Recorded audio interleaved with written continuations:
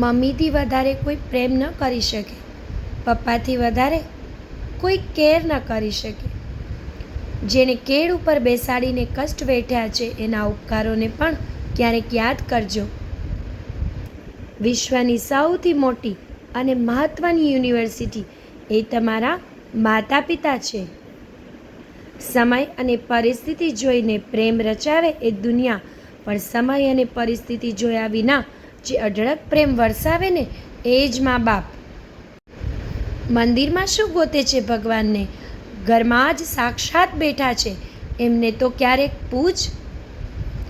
માં દુનિયા સાથ છોડી દે છે પણ એ સાથે ચાલે છે. પરિસ્થિતિ ગમે તેવી હોય, દુનિયા બદલાઈ જશે પણ માં ક્યારેય નથી બદલાતી.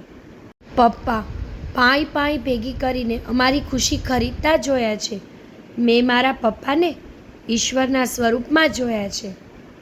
તમારામાં તાકાત હોય એટલા શોધી લો. મા બાપ જેવું પ્રેમ કરવાવાળું તમને કોઈ નહીં મળે.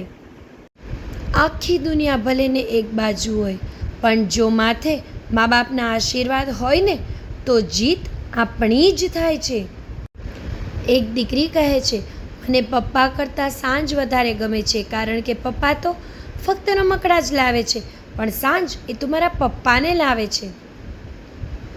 જિંદગીમાં જ્યારે પણ હિંમત હારી જાઓ ને ત્યારે મા બાપને યાદ કરી લેજો સાહેબ, કારણ કે એક સમય પડછાયો પણ સાથ છોડી દેશે.